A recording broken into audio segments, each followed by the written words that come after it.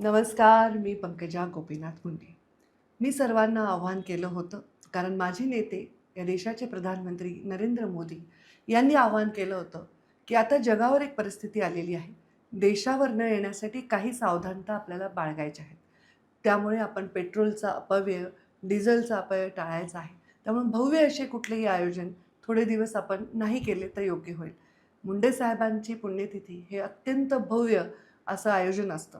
खरं तर आपल्या मनामध्ये तीव्र दुःख असतं, पण मुंडे साहेबांची ओढ, त्यांचं प्रेम आणि आपला संकल्प आपल्या सर्वांची पावलं गोपीनाथ गडाकडे घेऊन येतो. मी आपल्या सर्वांना हात जोडून निवेदन करणार आहे, की आपण सर्वांनी यावर्षी माझ्या विनंतीचा मान ठेवून आपण मुंडे साहेबांची पुण्यतिथी ही आपापल्या गावामध्ये, आपापल्या घरामध्ये, आपापल्या वॉर्डामध्ये, आपापल्या शहरामध्ये आपण जिथे करत आहात तिथे करावी, जेणेकरून या प्रधानमंत्री मोदीजींच्या आव्हानाला आपल्याला सकारात्मक प्रतिसाद देता येईल.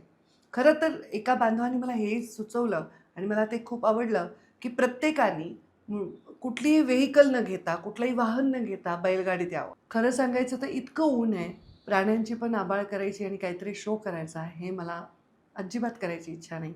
त्यामुळे ही जी सूचना आहे तिचा सन्मान मी ठेवते. पण जसं आपण पेट्रोल आणि डिझेलची काळजी घेतो, तसं आपण त्या बैलांची पण काळजी घेतली पाहिजे. एवढ्या मोठ्या संख्येने एवढ्या उन्हामध्ये त्यांनी यावं असं माझी अपेक्षा नाही. तर प्रत्येकाने आपापल्या घरी कशी करायची हे तुमच्यावर अवलंबून आहे. पण माझी कन्या म्हणून माझ्या पित्याविषयी, माझ्या नेत्याविषयी मी कशी भावना आहे ते आपल्याशी शेअर करते. जर तुम्ही अशीच जर ही पुण्यतिथी आपण करणार असाल, तर आपले फोटो नक्की माझ्या सोशल मीडियावर शेअर करा. मी काय करणार आहे, मी सकाळी उठून स्नान करून मुंडे साहेबांच्या प्रतिमेचं पूजन करणार आहे.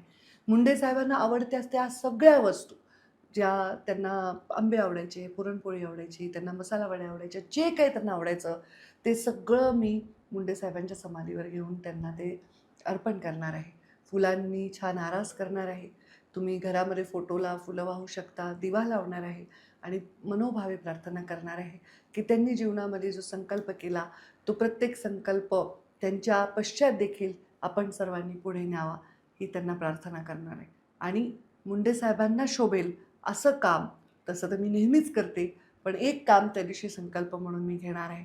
त्यांना आवडणारी अशी एक गोष्ट मी त्या दिवशी सुरू करणार आहे आणि त्यांना अजिबात नाही आवडत अशी गोष्ट बंद करणार आहे.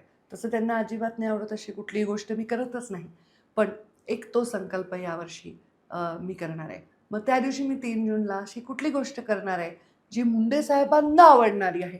मुंडे साहेबांच्या व्यक्तिमत्त्वातून ती गोष्ट बाजूलाच करता येणार नाही.